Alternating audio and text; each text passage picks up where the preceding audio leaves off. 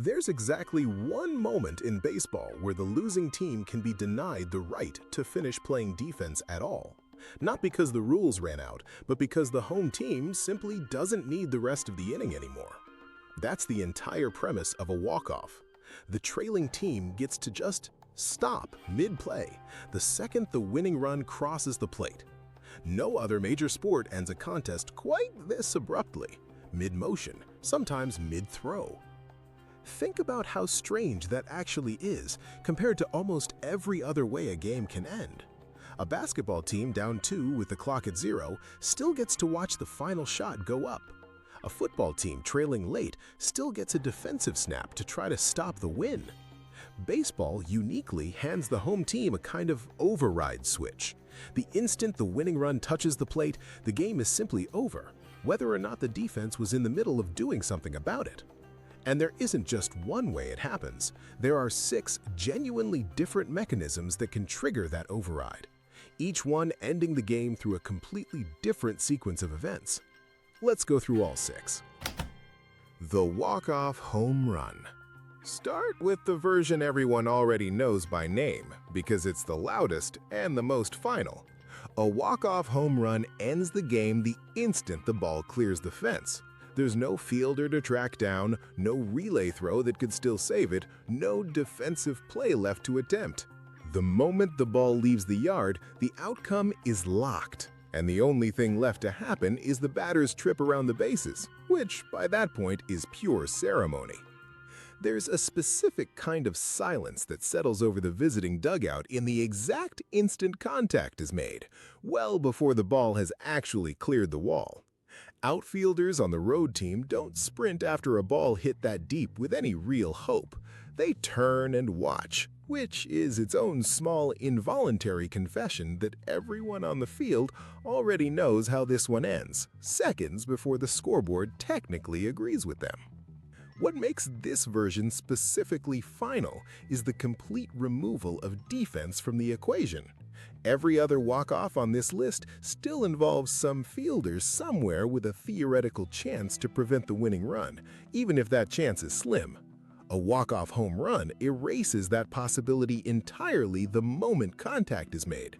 The defense's job ends before the ball has even finished its flight, which is exactly why it's remembered as the most emphatic version of the play, even though statistically several of the other 5 methods on this list happen more often across a full season. There's also a strange psychological dimension unique to this version that doesn't apply to the other 5. A pitcher who allows a walk-off home run carries the full weight of the loss alone in a way that feels different from surrendering a walk-off hit or watching a teammate boot a routine grounder. The pitch, the swing, and the outcome are compressed into a single, uninterrupted sequence with no defense in between to share the blame, which is exactly why this version tends to live longest in a pitcher's memory, for better or worse, of anything on this list. The walk-off hit. One level down in finality is the walk-off hit, a single, double, or triple that drives in the winning run without the ball ever leaving the park. Unlike the home run, this version still requires a defense to actually execute a play, which means there's a real, if narrow, window where the outcome isn't fully decided the instant the bat makes contact. An outfielder with a strong enough arm, a runner who doesn't get a great secondary lead, a relay throw that beats the runner to the plate by half a step, all of it remains mathematically possible for the 2 or 3 seconds between contact and the actual moment the run scores. The type of hit matters more than casual fans usually realize, too. A single with the winning run starting from second base is a genuinely close play at the plate far more often than a walk-off double with the runner already standing on third base, which means the exact same box score result, a single, a run, a win, can feel like 2 completely different levels of drama depending entirely on where the runner started the play. That narrow window is exactly what makes this version, in a strange way, more tense to watch live than the home run, despite being less dramatic on paper. The crowd doesn't know for certain the game is over the instant the bat cracks. They know it a beat later once the throw either beats the runner or doesn't, which turns a walk-off hit into one of the only plays in the sport where a stadium's collective reaction is delayed by a full, agonizing second behind the actual outcome. The base coach standing at third becomes an unlikely main character in this version too. His decision to wave a runner home or hold him up, made in a fraction of a second based on where the ball lands and how hard the outfielder is charging it, can single-handedly turn a routine single into a walk-off or a wasted opportunity that sends the game to extra innings instead. It's the one version on this list where a coach standing in foul territory, 30 feet from the actual play, gets to make a call with as much impact on the final outcome as anything the batter or fielder actually did. That single decision carries real professional risk too. Send a runner who gets thrown out at the plate, and the coach wears the mistake publicly for the rest of the night.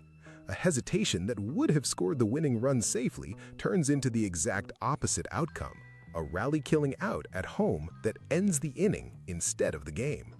There's no version of the walk-off hit where that calculation doesn't happen in real time under full stadium pressure with almost no margin for error.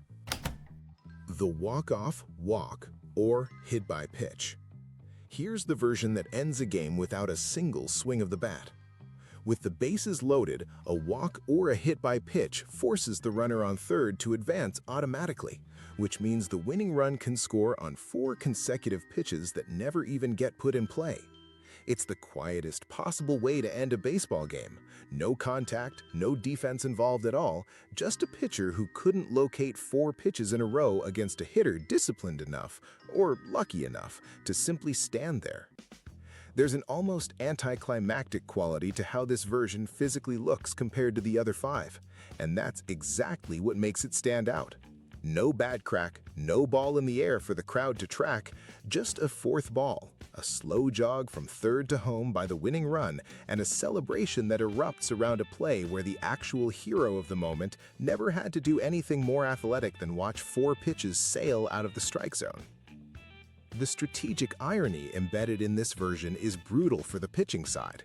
A team can retire the 2 hitters ahead of the batter perfectly, execute the defensive alignment exactly as planned, and still lose the game because of 4 pitches that technically never involve the defense doing anything at all.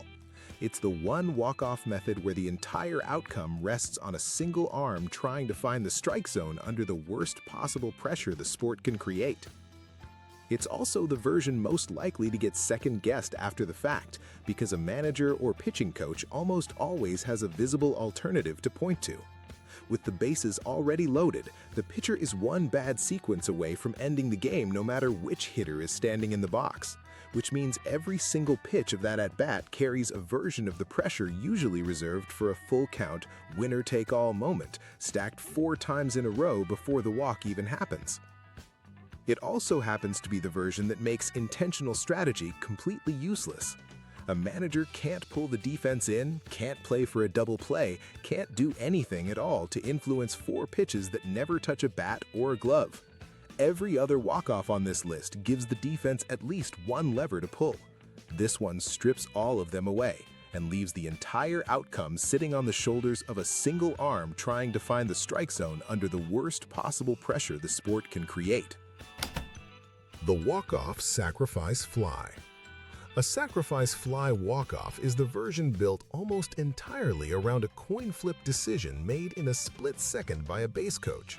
With a runner on third and fewer than 2 outs, a fly ball deep enough into the outfield lets the runner tag up and sprint home the instant the ball is caught, meaning the batter is, technically, out, and the game ends anyway, on a play where the winning swing didn't even need to be a hit.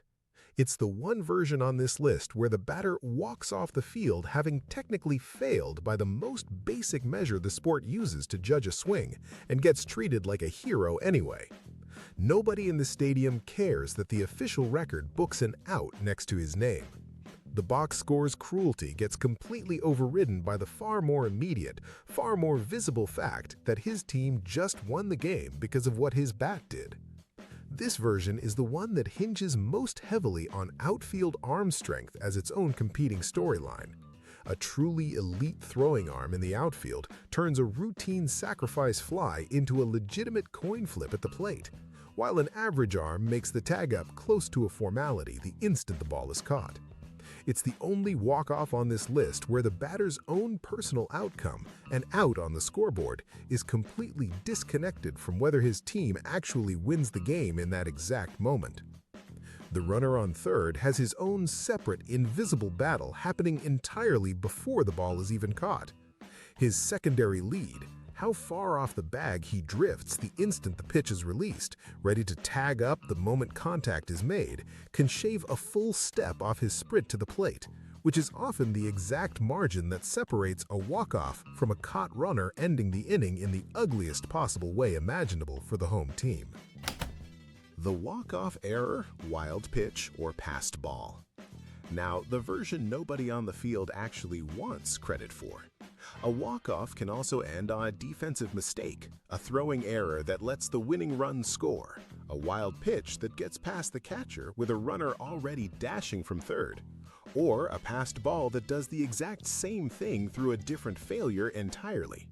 None of these require the offense to do anything spectacular at all.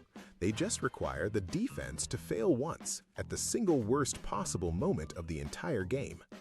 The distinction between a wild pitch and a passed ball, buried in the official scorer's ruling, quietly assigns blame to one specific person on the field, even though both look almost identical from the stands.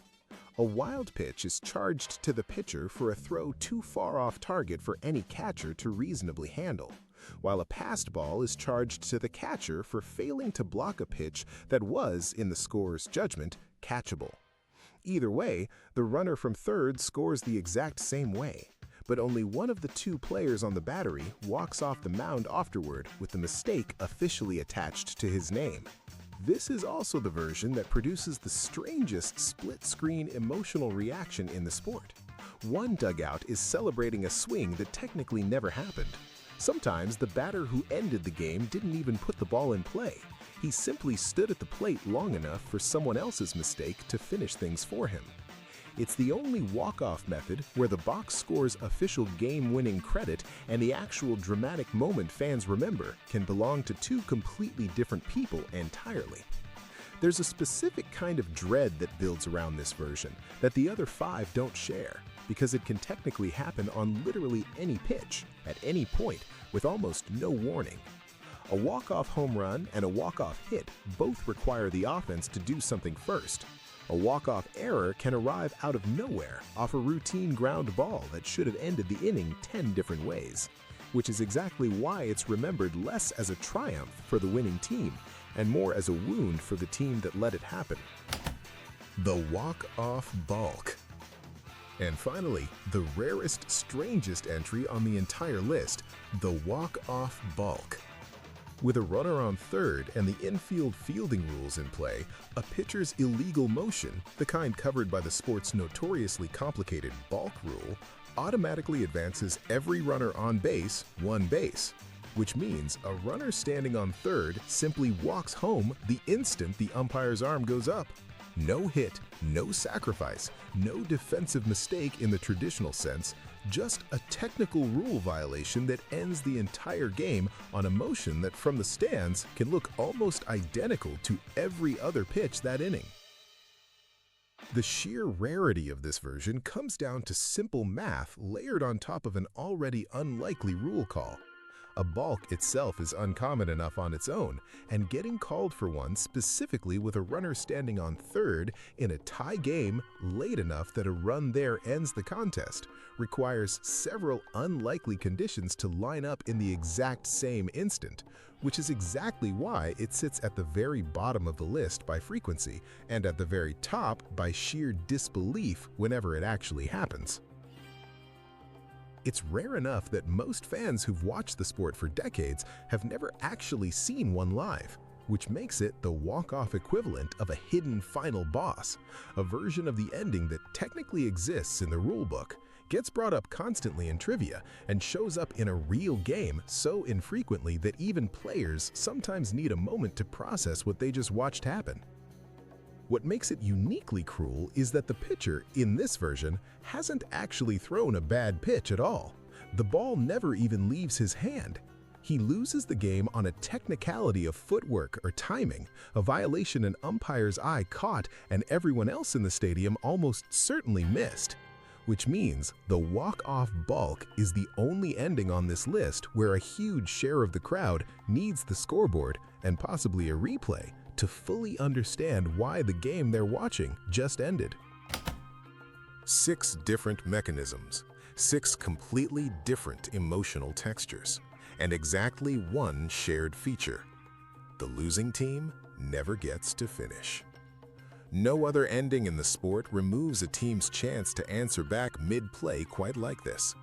The defense doesn't get another out, another pitch, another inning to fix what just happened. The scoreboard simply stops accepting new information the moment the run crosses the plate, whichever of these 6 ways it got there. What ties all 6 together, underneath the surface differences, is that every single one of them is really about the exact same override switch from the cold open. The sport quietly deciding, the instant the winning run scores, that the rest of the defense's turn simply doesn't matter anymore. A home run makes that override obvious and instant. A balk makes it almost invisible. But structurally, they're the same rule doing the same job. Baseball is the rare sport willing to end mid-sentence, so to speak, the moment one side has clearly already won. Thanks for sticking around for all 6. If you finally know the difference between all these endings, drop a like and subscribe. It genuinely helps the channel keep making these.